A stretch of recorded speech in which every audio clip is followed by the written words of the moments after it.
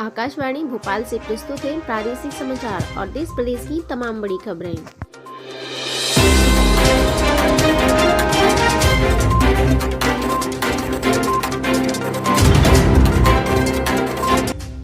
नमस्कार, समाचारों के साथ मैं रजनी आप सभी का बहुत बहुत स्वागत करती हूँ। बात करते हैं आज की मुख्य हेडलाइंस की। पहली मुख्य हेडलाइंस, कृषकों का दल रवाना, 20 किसानों का दल लेगा उद्योग लगाने की जानकारी। मध्य प्रदेश के ग्वालियर में कोरोना टीकाकरण को लेकर हेल्थ वर्करों के लिए आज अंतिम मौका, चूके तो फिर नहीं लगवा पाएंगे वैक्सीन। स्मार्ट सिटी की सूत्र सेवा अब भोपाल और अशोकनगर के बीच चलेगी बसें, मुख्यमंत्री 7 को दिखा सकते हैं बसों को हरी झंडी। भोपाल में आज के इवेंट्स, जनजातीय संग्रहालय में भील जनजातीय नृत्य और ओल्ड कैंपियन मैदान में इंटरप्रेस क्रिकेट टूर्नामेंट। कब क्या क्या होगा आप सभी को संपूर्ण जानकारी बताएंगे विस्तार से। आंकड़ों में हेरा फेरी, कोरोना से जान गंवा चुके मरीज सरकारी रिकॉर्ड में डिस्चार्ज हुए। NHSM के सार्थक पोर्टल पर कोविड पेशेंट की भर रहे हैं गलत जानकारी। संपूर्ण जानकारी आप सभी को विस्तार से बताएंगे। दिल्ली में हो रहे किसान आंदोलन को लेकर आया बड़ा अपडेट, इंटरनेट बैन और पुलिस की भारी बैरिकेडिंग को लेकर विदेशी मीडिया में चर्चा। पीएम नरेंद्र मोदी को किया जा रहा है टारगेट। इसके साथ ही आप सभी को बता दें, किसान आंदोलन 71वें दिन पहुंच चुका है और सिंधु बॉर्डर पर किसानों का आंदोलन जारी है। RLD का ऐलान, धरने में हर घर के एक सदस्य आएंगे ही आएंगे। इसके साथ ही किसान आंदोलन के बीच हुआ बड़ा फैसला, केजरीवाल सरकार ने दिल्ली पुलिस से मांगी DTC बसें, कहा जल्दी लौटाओ। इसके साथ ही कृषि कानून पर चल रहे प्रोपेगेंडा पर अमित शाह का बड़ा बयान, विकास तय करेगा भारत का भविष्य। आप सभी को बता दें विस्तार से। अब समाचार विस्तार से। कृषकों का दल रवाना, 20 किसानों का दल लेगा उद्योग लगाने की जानकारी। मध्य प्रदेश की गुना जिले से न्यूज है। सब मिशन ऑन एग्रीकल्चर एक्सटेंशन के तहत जिले से 20 कृषकों का दल राज्य के अंदर भ्रमण हेतु रवाना किया गया है और यह दल कृषि विज्ञान केंद्र शिवपुरी, ग्वालियर, मुरैना, दतिया और साथ ही सांची दुग्ध उत्पादन संघ मुरैना का भ्रमण करेगा। आप सभी को बता दें, किसान आंदोलन अनुसंधानों केंद्र पर वैज्ञानिकों से मधुमक्खी पालन, मशरूम उत्पादन के साथ साथ सरसों तेल, रिफाइनरी तेल और साथ ही डेयरी उद्योग लगाने की भी जानकारी लेंगे, जिससे कि जिले के किसान खेती के साथ मधुमक्खी पालन, मशरूम उत्पादन, सरसों तेल जैसे सभी लघु उद्योग स्थापित कर आत्मनिर्भर बन सकेंगे। इसके साथ ही कृषक दल के साथ block technology manager Pramod Srivastava ji ने विकासखंड बमोरी सहित सभी कृषकों को हरी झंडी दिखाकर रवाना किया गया है।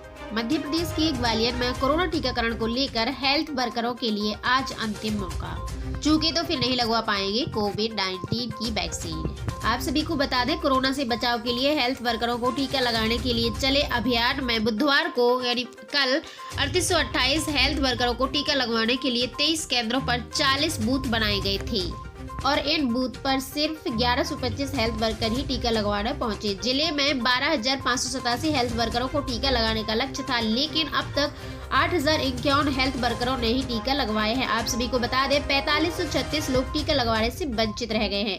वहीं 16 जनवरी से अब तक चले अभियान में 392 डोज खराब हुए हैं। टीका लगवाने से वंचित रह गए हेल्थ वर्करों को गुरुवार को यानी आज टीके लगाए जाएंगे और इसके लिए 14 केंद्र निर्धारित किए गए हैं। यहाँ पर 1400 हेल्थ वर्करों को टीके लगवाने का लक्ष्य जो है रखा गया है। इसके साथ ही आप सभी को बता दें, स्मार्ट सिटी की सूत्र सेवा अब भोपाल और अशोकनगर के बीच चलेगी बसें, मुख्यमंत्री 7 फरवरी को दिखा सकते हैं बसों को हरी झंडी। आप सभी को बता दें, आखिरकार परिवहन विभाग ने Gwalior smart city development corporation को ग्वालियर से भोपाल और अशोकनगर बस सेवा शुरू करने का ग्रीन सिग्नल दे ही दिया है। स्मार्ट सिटी कॉर्पोरेशन की तरफ से अधिकृत बस ऑपरेटरों को बुधवार को भोपाल और अशोकनगर के लिए परमिट भी मिल गया है। दोस्तों, आप सभी को बता दें, स्मार्ट सिटी को अभी ग्वालियर से शिवपुरी के लिए बस सेवा शुरू करने के लिए जो है परमिट का इंतजार है। इन बसों को मुख्यमंत्री शिवराज सिंह चौहान जी 7 फरवरी को हरी झंडी दिखा सकते हैं। स्मार्ट सिटी की सूत्र सेवा के तहत अभी इंटरसिटी बसें जो है दतिया, गुना, शिवपुरी, इंदौर के लिए चल रही है। पिछले महीने बस ऑपरेटर ने 4 नई बसों के लिए भोपाल और अशोकनगर के साथ शिवपुर के लिए भी परमिट मांगा था। वही स्मार्ट सिटी सूत्र सेवा के तहत अब तक 28 बसें जो है बस ऑपरेटर खरीद चुके हैं। इनमें से सभी बसें जो है 13 बसों के साथ सभी शहर में चलाई जाएगी। इसके साथ ही आप सभी को बता दें, भोपाल और अशोकनगर के बीच कब बसें चलेगी, तो भोपाल और ग्वालियर के बीच जो रात 8 बजे से चलेगी, अगले दिन सुबह 5 बजे भोपाल पहुंचेगी। वहां से रात 8 बजे चलकर अगले दिन सुबह 5 बजे पहुंचेगी। इसके साथ ही किराए की बात की जाए तो 500 रुपये होगा एसी बसों का किराया। जो ग्वालियर और अशोकनगर के बीच चलने वाली बसें हैं उनका 500 रुपये किराया होगा।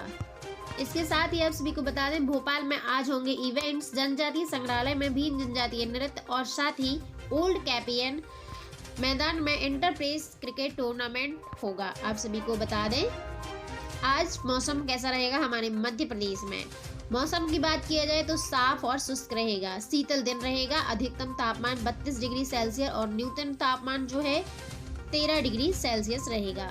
बिजली कटौती की बात किया जाए तो सुबह 10 बजे से दोपहर के 4 बजे तक संजय नगर, रामनगर, गुरुद्वारा में जो है बिजली कटौती की जा सकती है। इसके साथ ही म्यूजिक, डांस और नाटक गमन के अंतर्गत संजय भाटे और साथी कलाकारों का बुंदेली गायन एवं प्रताप सिसोदिया द्वारा भील जनजातीय नृत्य की प्रस्तुति होगी। जनजातीय संग्रहालय शाम 5:30 बजे। स्पोर्ट्स की बात किया जाए तो नाइट टेनिस बॉल टूर्नामेंट अंकुर मैदान शाम 6 बजे भोपाल में आयोजित किया जाएगा। एग्जीबिशन वर्कशॉप की बात किया जाए तो मेला हम थिएटर की ओर से 7 दिवसीय कार्यशाला बालेंद्र सिंह बालू के निर्देशन में पाया गया है। सुजन भवन में दोपहर 2 बजे से। अभिनय की कार्यशाला गांधी भवन में दोपहर 3 बजे से 5 बजे तक रखा गया है। इसके साथ ही आप सभी को बता दें, दिल्ली में चल रहे किसान आंदोलन को लेकर बड़ा अपडेट। इंटरनेट बैन रहेगा और पुलिस की भारी बैरिकेडिंग को लेकर विदेशी मीडिया में चर्चा। पीएम मोदी पर साधा जा रहा है निशाना। आप सभी को बता दें, राजधानी दिल्ली की तरफ से बढ़ते हजारों ट्रैक्टर लाल किले पर झंडा फहराते हुए प्रदर्शनकारी और दिल्ली के बॉर्डर पर बिछी नुकीली तारें और कीलें भी हैं। ये भारत की तस्वीर है जिसे अब दुनिया देख रही है। अमेरिकी पॉप सनी रिहाना ने सोशल मीडिया पर लिखा है कि हम भारत में किसानों के प्रदर्शन पर बात क्यों नहीं कर रहे हैं। इस पोस्ट ने भारत में किसानों के प्रदर्शन पर दुनिया भर के लोगों का ध्यान खींचा है। ग्लोबल मीडिया में पहले से ही इन प्रदर्शनों के बारे में खूब लिखा जा रहा है। आप सभी को बता दें, सबसे ज्यादा बात इंटरनेट बंद किए जाने और दिल्ली की सीमाओं पर सख्त सुरक्षा इंतजाम किए जाने को हो रही है। इंटरनेट की आज़ादी का मुद्दा उठाने वाली संस्था एक्सिस नाउ के हवाले से CNN लिखता है कि भारत यूं तो दुनिया का सबसे बड़ा लोकतंत्र है, लेकिन इंटरनेट पर बैन लगाने के मामले में भी भारत साल 2019 में नंबर 1 पर रहा है।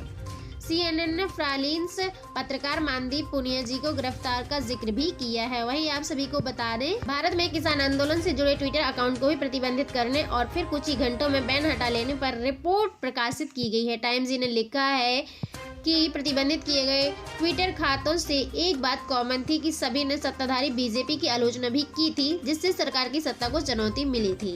इसके साथ ही आप सभी को बता दें, किसानों का आंदोलन का आज 71वां दिन हो चुका है और किसानों का आंदोलन जो है दिल्ली से सिंधु बॉर्डर पर पहुंच चुका है और RLD ने किया बड़ा ऐलान। आप सभी को बता दें, तीनों केंद्रीय कृषि कानूनों को रद्द कराने की मांग को लेकर पंजाब, हरियाणा और उत्तर प्रदेश के हजारों किसानों का दिल्ली NCR के बॉर्डर पर धरना प्रदर्शन अभी जारी है। इसी बीच कानून रद्द करने की मांग के साथ साथ MSP पर भी कानून बनाने की मांग को लेकर सिंधु बॉर्डर पर चल रहा किसानों का प्रदर्शन आज बृहस्पतिवार को 71वें दिन प्रवेश कर गया है।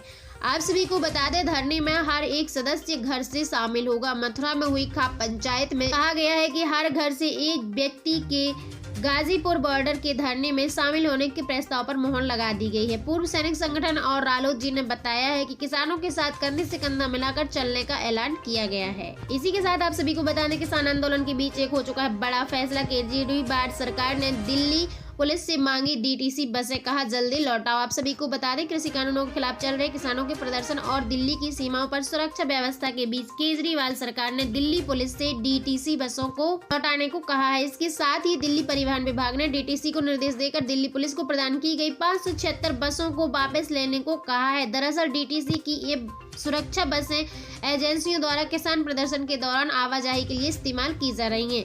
परिवहन विभाग के अधिकारियों ने कहा है कि शहर के विभिन्न हिस्सों में तैनात की गई पुलिस और अर्धसैनिक बल के कर्मचारियों की आवाजाही के लिए लो फ्लोर DTC बसों का बड़े पैमाने पर इस्तेमाल किया जाता है। इसके साथ ही आप सभी को बता दें, कृषि कानून पर चल रहे प्रोपेगेंडा पर अमित शाह ने किया बड़ा बयान। आप सभी को बता दें, विकास तय करेगा भारत का भविष्य।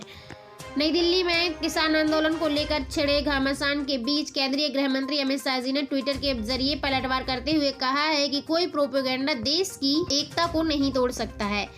एकजुट होकर प्रगति की ओर चलेंगे। कोई भी दुष्प्रचार भारत को ऊंचाइयों तक जाने से नहीं रोक सकता है। गृह मंत्री अमित शाह जी ने ये बातें विदेश मंत्रालय के प्रवक्ता अनुराग श्रीवास्तव जी के ट्विटर पर लिखी हैं। उन्होंने हैशटैग का जिक्र भी किया है। इसके साथ ही आप सभी को बता दें, किसान आंदोलन को लेकर विदेशी हस्तियों ने भी टिप्पणी की है। ज्ञात हो कि दिल्ली और आसपास चल रहे किसान आंदोलन को लेकर विदेशी हस्तियों ने भी टिप्पणी करना शुरू कर दिया है। बिना जानकारी के कुछ भी कहना गलत है। यहाँ पर कहा जा रहा है, किसानों के मुद्दे पर विदेशी हस्तियों के ट्विटर पर सरकार ने सख्त नाराजगी जताई है। इस मामले में सरकार की ओर से जवाब सामने आया है। विदेशी हस्तियों और संस्थाओं द्वारा हाल की टिप्पणी पर विदेश मंत्रालय की ओर से कहा गया है कि ये सनसनीखेज सोशल मीडिया हैशटैग और कमेंट्स को लेकर प्रलोभन है। इस तरह की टिप्पणियां ना तो सटीक है और ना ही जिम्मेदार है, खासकर जब मशहूर हस्तियां और अन्य लोगों द्वारा इसको लेकर बयान सामने आए हैं। सरकार की ओर से कहा गया है कि ऐसी टिप्पणियां करने से सच्चाई जानी चाहिए और मुद्दों की उचित समझ की जाए। बिना जानकारी के कुछ भी कहना गलत है।